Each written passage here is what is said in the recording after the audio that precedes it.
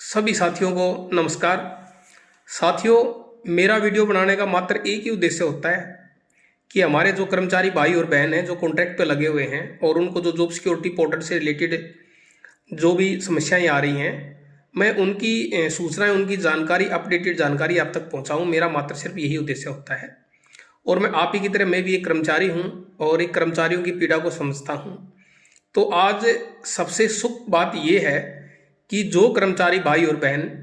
लंबे टाइम से परेशान थे, कई दिनों से,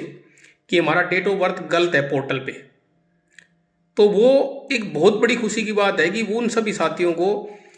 एचआरडी की तरफ से या जॉब सिक्योरिटी पोर्टल की जो टेक्निकल जो टीम है उनकी तरफ से एडिटिंग का ऑप्शन दे दिया गया है। तो साथी उस डेट ऑफ बर्थ पे क्लिक करें लॉगिन करने के बाद जॉब सिक्योरिटी पोर्टल पर, और जो आपकी एक्चुअल डेट ऑफ बर्थ है उस डेट ऑफ बर्थ को वो उसमें डाल दें और फिलअप करें। दूसरा, अभी भी बहुत सारे साथी ऐसे हैं जिनकी ओटीपी नहीं आ रही और ओटीपी ना आने की वजह से वो बड़े परेशान हैं और परेशान होना उनका लाजमी है। तो इस वीडियो के माध्यम से मैं सरकार तक ये मैसेज देना चाहूँगा कि अभी भी कहीं ना कहीं इस जॉब सिक्योरिटी पोर्टल में कुछ टेक्निकल खामियां हैं, कुछ कमियां हैं, और उसे शीघ्र उसे दुरुस्त किया जाए। आपका जॉब सिक्योरिटी बनाने का जो उद्देश्य था वो बिल्कुल सही हो सकता है, इसमें कोई दो राय नहीं है। मनसा भी साफ हो सकती है सरकार की, और सरकार कर भी रही है ट्रांसपेरेंसी लाने के लिए, लेकिन अभी भी कुछ टेक्निकल इश्यूज हैं जिनकी वजह से ओटीपी कर्मचारियों तक नहीं पहुंच पा रहे, और जब तक ओटीपी नहीं पहुंचेगा तो वो लॉगिन कैसे करेंगे आप। लेकिन मैं कर्मचारी भाई और बहनों से भी ये कहना चाहूँगा कि आप ई बिलिंग पे, ई सैलरी पे चेक करें कि आपका मोबाइल नंबर उस पर क्या है। जिस मोबाइल नंबर पे आप ओटीपी चाहते हैं, तो जो पार्ट 2 का कर्मचारी है, अगर किसी भी कर्मचारी ने अभी तक ई सैलरी पे, ई बिलिंग पे या ट्रेजरी में अपडेट नहीं करवाया अपना मोबाइल नंबर, तो वो प्लीज़ करवा ले। और जो पार्ट 1 का कर्मचारी है उसकी वो इंश्योर करें कि उसकी फैमिली आईडी में क्या उसके ऊपर डेट ऑफ बर्थ है। अगर उसकी date of birth family ID की है और उस पर आपका जो मोबाइल नंबर है वो ठीक है, तो मैं गुजारिश करूंगा कि भाई आप लोगों की इस प्रॉब्लम्स को शीघ्र इसे दुरुस्त किया जाए। बावजूद इसके अगर फिर भी ओटीपी नहीं आ रहा, आपने फैमिली आईडी में भी ओके करवा लिया। फैमिली आईडी का मैं बेसिकली पार्ट 1 कर्मचारियों के लिए और एचकेआरएन के कर्मचारियों के लिए कहना चाहता हूं। फिर वो आप अपने डीडीओ को अनुरोध पत्र दें लिखित में, ताकि समय रहते इस समस्या को उच्च अधिकारियों के संज्ञान में लाया जा सके। दूसरा, आज हमने यूट्यूब सोशल मीडिया के माध्यम के साथ साथ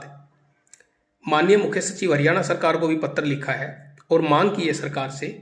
कि जो हमारे एफर्ड के कर्मचारी हैं, हमारे डीआईटीएस के कर्मचारी हैं, हमारे जो कोऑपरेटिव सोसाइटी के कर्मचारी हैं, हमारे जो कोऑपरेटिव बैंक के कर्मचारी हैं, डेयरी विभाग के कर्मचारी हैं, या किसी भी यूनिवर्सिटी से संबंधित हैं, उन सभी साथियों को भी जॉब सिक्योरिटी पोर्टल पे उनके डिपार्टमेंट को शामिल किया जाए। वो साथी भी अपने स्तर पर यथासंभव प्रयास कर रहे हैं और प्रयास करना चाहिए, ये बहुत ज़रूरी है। आज 15 तारीख हो चुकी है, कर्मचारी भाई और बहनों के पास अप्लाई करने के लिए जॉब सिक्योरिटी पोर्टल पर मात्र 15 दिन बचे हैं। तो सोशल मीडिया के माध्यम से माननीय मुख्यमंत्री जी से और हरियाणा सरकार से मैं बार बार अपील करता हूं कि इन विभागों के कर्मचारियों को भी जॉब सिक्योरिटी देनी चाहिए, अगर वो जॉब सिक्योरिटी एक्ट के सभी नॉर्म्स को फुलफिल करते हैं। अगर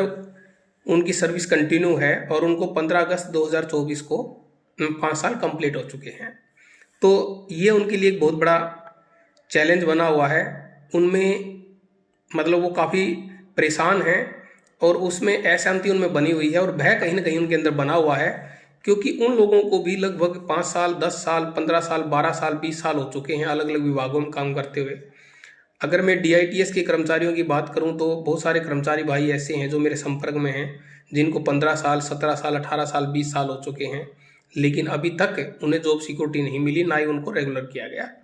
तो माननीय मुख्यमंत्री जी से अपील करता हूं कि इन विभागों के कर्मचारियों को भी जॉब सिक्योरिटी पोर्टल में शामिल किया जाए, उनको भी ये मौका दिया जाए।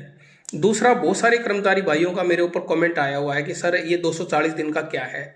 मैं बताना चाहूँगा कि 15 अगस्त 2024 को जब ऑर्डिनेंस आया था, और ऑर्डिनेंस आने के बाद जब विधानसभा के चुनाव हुए और सरकार का गठन होने के बाद भारतीय जनता पार्टी की जब तीसरी बार हरियाणा के अंदर सरकार बनी तो विधानसभा में पूर्ण बहुमत के साथ उस ऑर्डिनेंस को एक्ट के अंदर तब्दील कर दिया गया था। उसके बाद बहुत सारे कर्मचारी भाई हमारे ऐसे थे जिनका गैप था, किसी का 10 दिन का, किसी का 15 दिन का, किसी का महीने का, किसी 2 महीने का, यानी गैप था। तो एक अमेंडमेंट बिल विधानसभा के अंदर नेक्स्ट सेशन के अंदर हरियाणा सरकार लेके आई और उस बिल में ये अमेंडमेंट हुआ, अगर किसी भी कर्मचारी को 365 दिन में से मिनिमम अगर उसने 240 दिन का वेतन लिया है विभाग से, तो उस कर्मचारी को भी जॉब सिक्योरिटी के अंदर कंसीडर किया जाएगा, यानी उसे वहां से इग्नोर नहीं किया जाएगा, निकाला नहीं जाएगा और वो इंटाइटल होगा जॉब सिक्योरिटी लेने का। तो इसका मतलब ये है कि जो कर्मचारी जिसको 240 दिन मिनिमम वेतन लिया है, 240 दिन से ऊपर कितना भी हो सकता है, 241 दिन, 242 दिन, 250, 300, 310 कितना भी हो सकता है, मतलब उसको मिनिमम उस साल के अंदर, उस फाइनेंशियल ईयर के अंदर, ये फाइनेंशियल ईयर के हिसाब से काउंट होता है, उस फाइनेंशियल ईयर के अंदर उसका मिनिमम उसने उसका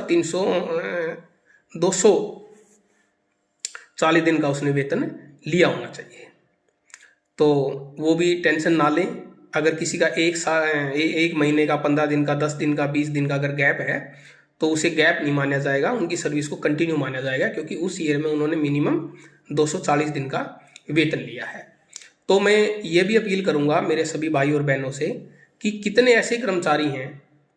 जिनकी date of birth job security portal पर बिल्कुल ओके हो चुकी है या वो एडिट कर पा रहे हैं, वो कमेंट बॉक्स में ज़रूर बताएं। दूसरा, कितने ऐसे कर्मचारी हैं जिनका अभी तक OTP नहीं आ रहा है,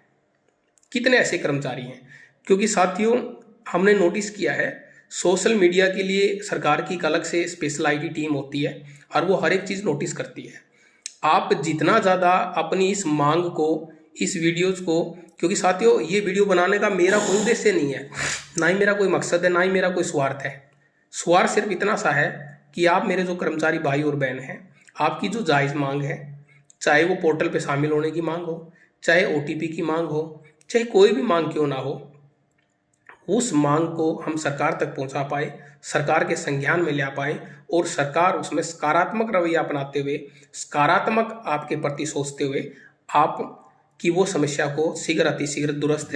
करे, ऐसा प्रयास हमारा है। तो मेरे सभी कर्मचारी भाई और बहनों से मैं ये अपील करता हूँ कि आप वीडियोज़ को ज़्यादा शेयर करें, कमेंट में अपनी समस्या बताएं और साथियों एक कमेंट आप जरूर किया करो, स्थायी रोजगार अधिकार है हमारा, और नीचे आप अपने डिपार्टमेंट का नाम लिखा करो ताकि सरकार तक ये बात पहुंच सके कि कौन कौन से विभाग के कर्मचारी हैं और वो क्या कमेंट कर रहे हैं और उनकी क्या समस्या है। तो साथियों मैं बीच बीच में आपके साथ वीडियो के माध्यम से आता रहूँगा। मैंने अपना व्हाट्सअप जो हमारा ग्रुप है वो भी आप लोगों के साथ शेयर किया हुआ है, तो आपसे ये भी अपील करूँगा कि आप व्हाट्सअप ग्रुप ज्वाइन कर सकते हैं। व्हाट्सएप ग्रुप के माध्यम से आप लोगों की जो समस्याएं हैं, जो अपडेटेड इन्फॉर्मेशन है, हम लोग आपके साथ शेयर और साझा करते रहते हैं। थैंक यू सो मच साथियों।